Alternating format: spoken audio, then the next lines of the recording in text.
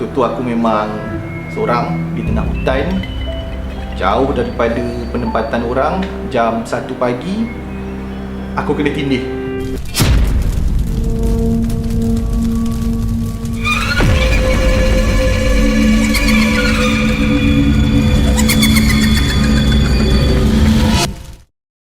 Assalamualaikum, selamat sejahtera, selamat kembali ke FOC.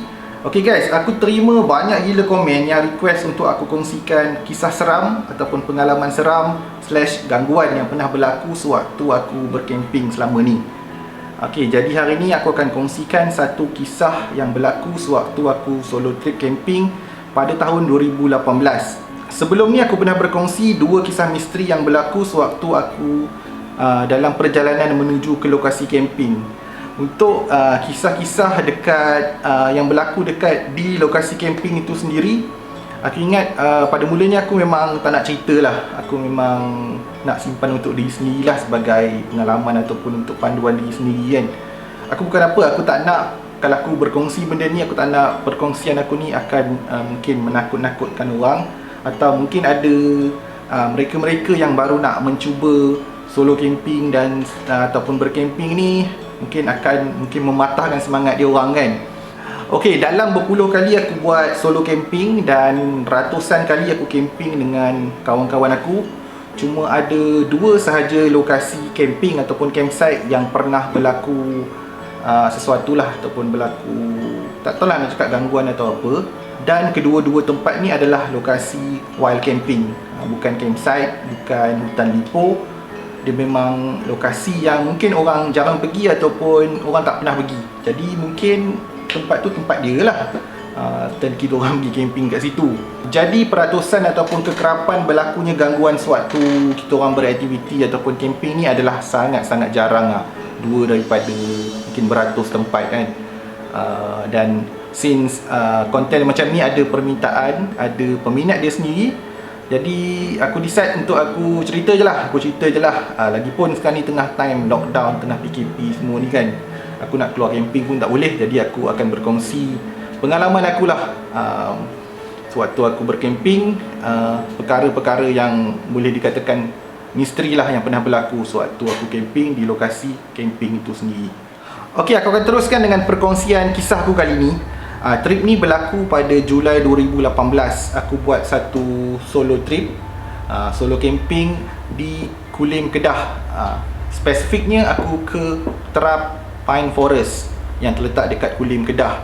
Di mana pada malam tu dalam pukul 1 pagi aku telah ditindih sewaktu aku tidur dalam hammock. Waktu tu aku memang seorang di tengah hutan, jauh daripada penempatan orang. Jam 1 pagi aku kena tindih. Itulah perkongsian ataupun kisah yang aku akan cerita dan kongsikan pada video kali ni. Lokasi trip camping aku kali ni, Terap Pine Forest ni, mungkin ada yang tahu, mungkin ada yang tak tahu. Lokasi ni dekat Kulim, Kedah. Dia adalah hutan pine, hutan pokok pine.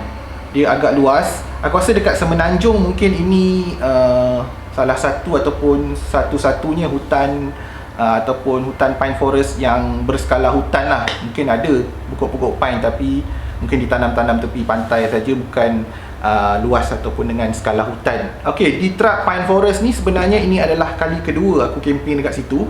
Tapi kalau untuk solo ini kali yang pertama lah, 2018 ni. Aku pernah datang 2017, tapi yang tu aku camping dengan kawan aku seramai 4 orang. Dan sebenarnya selepas itu ada trip ketiga, yang tu pada Mac 2020. Tapi yang aku nak ceritakan pada kali ni adalah trip aku yang kedua. Trip solo camping aku yang pertama pada tahun 2018. Untuk pengetahuan korang juga, lokasi Terap Pine Forest ni berada solo ambush. Dia pun pernah buat live dekat situ, live penelusuran misteri dia dekat Terap Pine Forest ni. Jadi tempat ni memang sunyi lah, memang tak ada orang. Mungkin ada aura-aura dia, aku tak pasti. Mungkin angker ke, aku tak pasti. Sebab kita tak tahu sejarah tempat tu, apa yang pernah terjadi kat situ ataupun kisah-kisah yang pernah berlaku dekat situ. Aku memang tak tahulah apa-apa kisah dekat situ. Aku cuma pergi untuk camping saja. Ok, aku akan tunjukkan dekat Google Map ni dekat mana lokasi dia supaya korang dapat gambaran lah tempat tu macam mana. Lokasi live solo ambush tu kalau tak silap aku dekat kawasan sini, dekat atas bukit kawasan sini, sebab aku pernah recce kawasan ni. Jadi aku dapat cap lah dia punya landmark tu dengan pokok besar tu. Aku rasa lokasi solo ambush tu dekat sini kalau tak silap lah. Dan lokasi camping aku pada tahun 2017 yang aku camping seramai 4 orang tu dekat kawasan sini. Aku namakan dia sebagai campsite 1 lah. Dan lokasi aku buat solo camping 2018, lokasi dia dekat sini. Dan dekat sinilah kisah yang aku akan ceritakan untuk video kali ni. Okey, sambil aku bercerita ni, aku akan masukkan sedikit playback rakaman yang aku buat di lokasi pada hari kejadian. Okey, pot aku buat solo camping ni, pot dia agak ke dalam sikit. Aku kena hiking ke dalam sikit. Sebab pada hari tu aku buat sedikit eksplorasi lah. Sebab aku tak pernah pergi lagi tempat tu. Jadi aku nak explore dulu kawasan sekitar yang belah atas ni. Aku start trekking awal dalam pukul 9 lebih aku start trekking.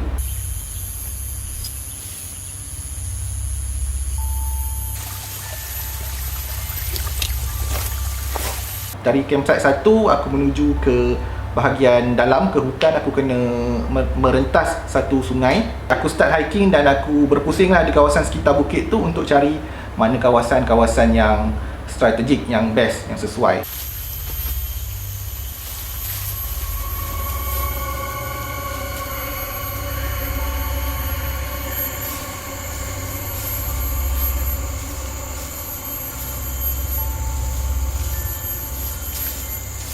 Okey, selepas 1 jam aku recce kawasan sekitar situ, aku pun jumpalah satu spot. Spot ni sebenarnya tak jauh mana pun. Kalau aku direct trekking daripada bawah ke atas, aku rasa lebih kurang mungkin 15 minit je pun. Bukannya sampai 1 jam. 1 jam tu sebab aku pusing-pusing tengok kawasan. Aku tahu tu sebab aku turun lepas tu, balik tu dalam 15 minit dah sampai kat bawah. Jadi dia tak begitu jauh sangat lah. Okey, dan aku jumpa satu spot ni yang dia punya kawasan luas. Kawasan terbuka dia cukup luas untuk aku pasang hammock dan aku pasang flashlight aku. And then aku decide untuk set up dekat situ.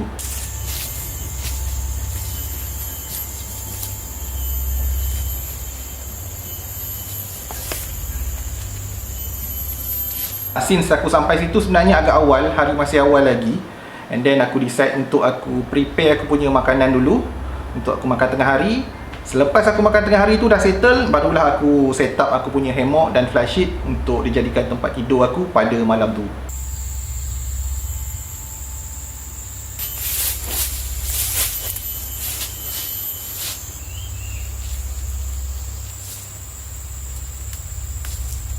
Okay, kalau korang nak tahu sebab apa aku buat solo trip camping aku ke sini, ke hutan pine ni, sebab dia adalah untuk aku nak merasai, sebenarnya aku nak merasai feel bercamping di hutan pine ni.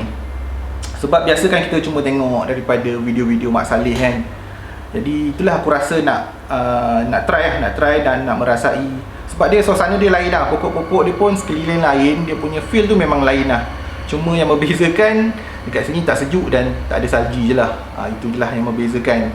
Selepas aku set up aku punya hammock dengan fly tu, selepas tu aku buat aktiviti biasa yang aku buat dekat campsite lah, sambil menunggu tibanya waktu malam.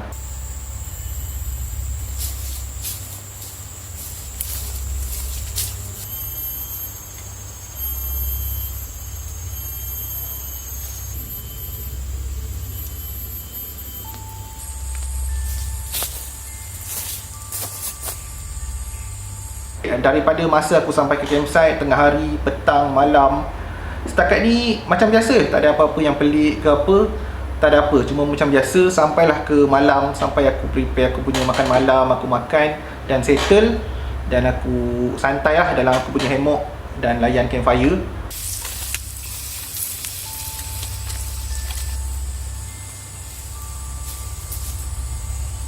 Macam aku cakap tadi, tempat ni memang jauh daripada orang, dekat dalam hutan di atas bukit.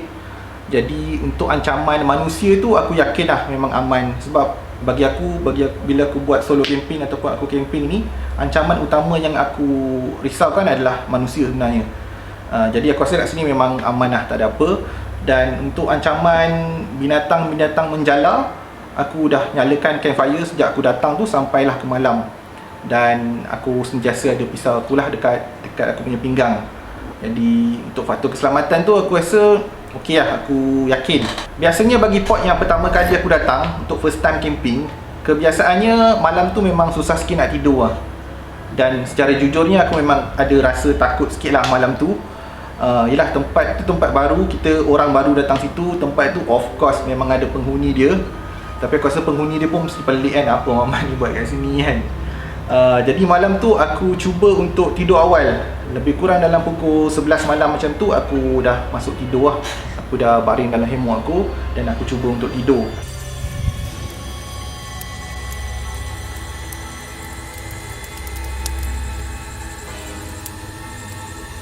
Sebab aku nak masa dan malam tu berlalu dengan cepat lah.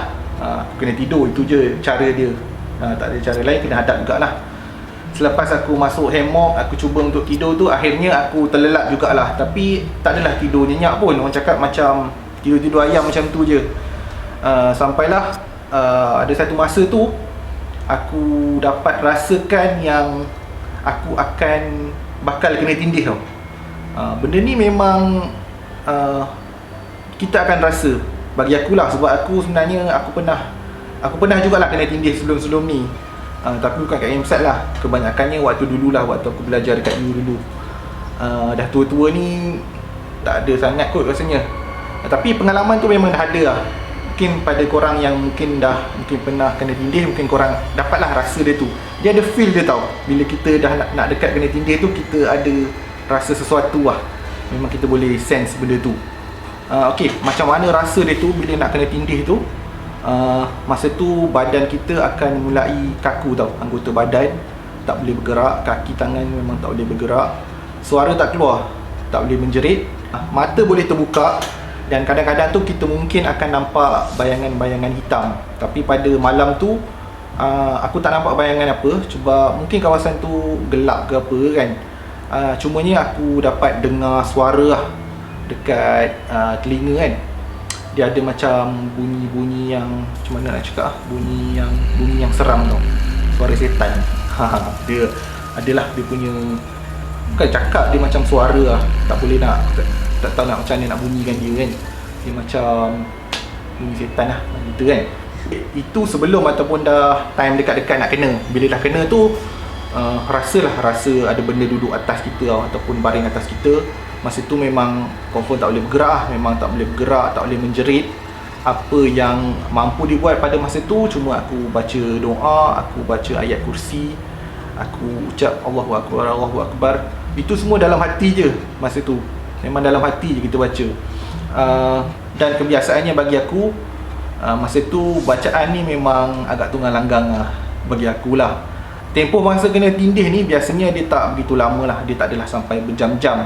Pada malam tu aku rasa tak sampai 10 minit pun.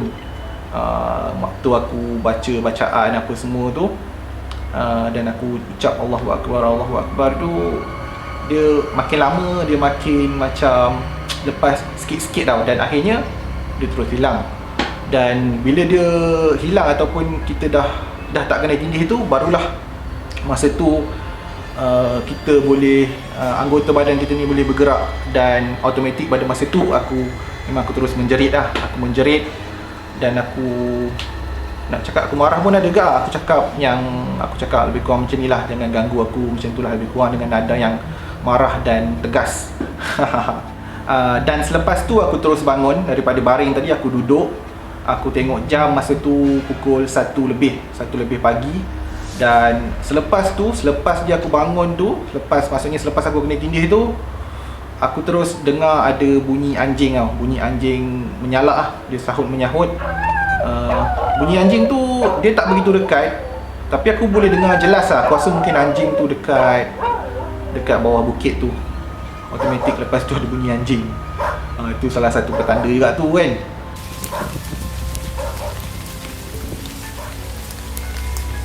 Selepas tu aku bangun, aku keluar daripada hemok aku pergi ke campfire untuk aku tambahkan api lah bagi dia duduk balik, bagi dia marak. Dan mulalah masa tu mata ni mula nak, orang cakap, melilau-lilau kan, nak tengok-tengok kawasan sekitar. Aku tengoklah kawasan sekeliling tu, tengok atas, tengok bawah, tengok tepi kan. Tapi alhamdulillah lah aku tak ada nampak apa-apa yang mencurigakan pada masa tu. Dan tak lama selepas itu bunyi anjing tu pun hilang lah, dah berhenti. Pada masa tu sejujurnya aku ada terfikir jugalah untuk aku balik ataupun aku turun ke bawah kemas-kemas barang balik. Tapi bila difikirkan balik, aku rasa dia lagi berisiko lah untuk aku keluar dari situ pada waktu malam. Mungkin aku boleh tersesat ataupun mungkin masuk ke alam lain ke. Jadi aku decide untuk aku hadap je lah, aku tunggu sampai waktu siang. Ok, selepas tu aku masuk balik ke hammock aku. Time tu memang dah tak boleh tidur lah, cuma baring-baring je lah. And then pukul 5 pagi datang angin ribut dan akhirnya hujan. Itu salah satu benda wajib dalam camping aku, mesti hujan.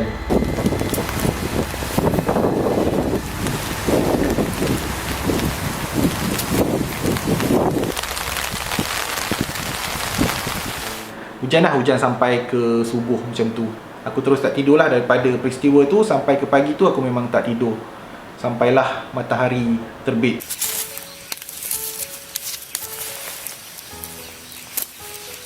Ok, dan hari kedua macam biasalah, aku pagi tu aku buat breakfast, minum kopi, santai sekejap. Tapi aku keluar agak awal lah pagi tu, dalam pukul 9 lebih juga. Jadi lebih kurang 24 jam lah trip aku pada kali tu.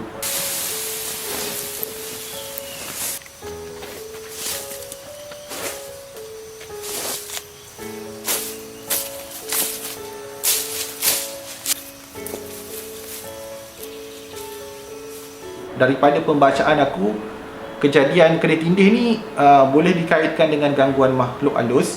Lebih-lebih lagi kalau benda tu kerap berlaku, dia ada kaitan dengan gangguan makhluk halus. Tapi daripada sudut sains, dia ada penjelasan yang lain lah, berfaktakan kepada sains.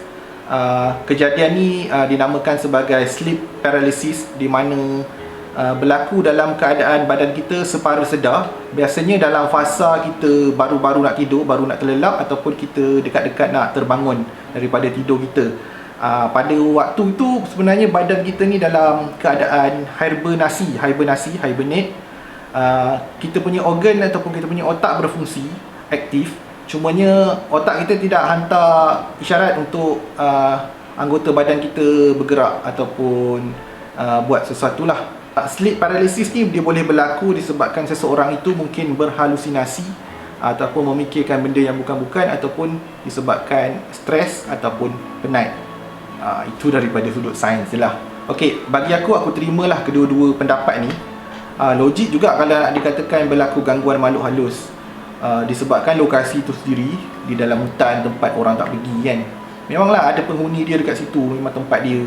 Dan entah yang aku camping tu mungkin dekat depan laman orang ke apa kan, siapa tak marah. Dan juga berkemungkinan juga apa yang berlaku pada malam tu, aku mengalami sleep paralysis lah, sebabkan mungkin aku fikir yang bukan-bukan dan mungkin aku penat pada hari tu. Selepas apa yang berlaku dekat campsite 2 tu, malam yang panjang dekat sana, aku rasa aku tak akan repeat lagi kot solo trip kalau dekat lokasi campsite 2 ni. Kalau ada kawan 2-3 orang tu okey kot. Kalau seorang aku rasa mungkin tak. Dan hanya selepas 2 tahun selepas itu, Mac 2020, sebelum Covid, aku kembali ke sana, ke Track Pine Forest. Tapi kali ni aku cuma camping dekat campsite 1 saja. Aku overnight 1 malam kat situ.